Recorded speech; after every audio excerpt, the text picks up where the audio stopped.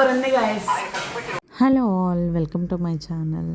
And ఇక్కడ మా అమ్మ చేసే దానిలో నా మోస్ట్ ఫేవరెట్ డిష్ని మీతో షేర్ చేసుకుంటున్నాను అండి. అది వచ్చేసి మేము చింతపండు చారు అని అంటాము, అండ్ రసం అని కూడా అనవచ్చు.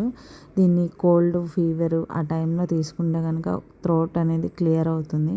అండ్ ఇది డైజెషన్కి కూడా చాలా హెల్ప్ అవుతుందండి. అండ్ ప్రాసెస్లోకి వెళ్తే మనకి ఎంత రసం అయితే కావాలో అంత వాటర్ తీసుకుని ఉప్పు, పసుపు అండ్ చిన్న నిమ్మకాయ సైజ్ అంత చింతపండు, ఎండుమిర్చి కూడా వేయాలి. అండ్ ఆ పేస్ట్ ఏంటి అని అంటే ఒక ఆనియన్ తీసుకుని అండ్ 4-5 పచ్చిమిరపకాయలు, చిన్న అల్లం ముక్క, వాటిని కచ్చాపచ్చా దంచుకోవాలండి. అండ్ అది మిక్సీలో వేస్తే అంత టేస్ట్ అయితే ఉండదు, ఇలా వేసుకుంటే బాగుంటుంది. అండ్ ఒక టమాటో కూడా కట్ చేసుకుని దానిలో యాడ్ చేసుకోవచ్చండి. టేస్ట్ అనేది చాలా బాగుంటుంది అనమాట. దానిలోకి కాంబినేషన్ అని ఆలు ఫ్రై చేస్తున్నాము. అది వచ్చేసి అమ్మ ప్యాన్ అండి, తీస్తే ఊరుకోరు, అందుకే దానిలోనే చేస్తున్నాం. అండ్ దానిలోనే కొంచెం ధనియాలు, మిరియాలు కూడా కొంచెం దంచుకొని వేసుకుంటే కారం అనేది యూజ్ చేయాల్సిన అవసరం లేదండి. వీటితోనే మనకి ఫ్లేవర్, టేస్ట్ అన్నీ వచ్చేస్తాయి కారంతో పని లేకుండా.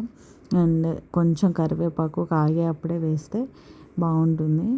ఇప్పుడు దీన్ని పొయ్యి మీద పెట్టి కొంచెం ఆయిల్ వేసుకుని ఒక 15-20 మినిట్స్ అలానే వదిలేస్తే అది కాగుతుందండి. అది రెడీ అయిందని ఎలా తెలుస్తుంది అంటే ఆ ఆనియన్ అనేది ట్రాన్స్పరెంట్ కలర్లోకి వస్తుంది. అప్పుడు మనకి అర్థమవుతుంది అది రెడీ అయిందని. తర్వాత తాలింపు పెట్టుకోవచ్చండి. ఈ తాలింపు ఏంటి అంటే ఆయిల్ చాలా తక్కువ యూస్ చేయాలి.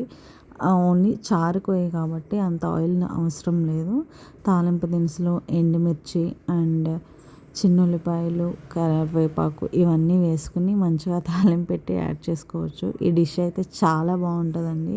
మా ఇంట్లో అందరం వీక్లీ వన్స్ ఆర్ ట్వైస్ మ్యాండటరీగా చేస్తారు. చాలా ఇష్టంగా తింటాం కూడా. అండ్ మీరు కూడా ఒకసారి ట్రై చేయండి. మీకు నచ్చితే కనుక ఒక చిన్న లైక్ చేయండి. Thank you.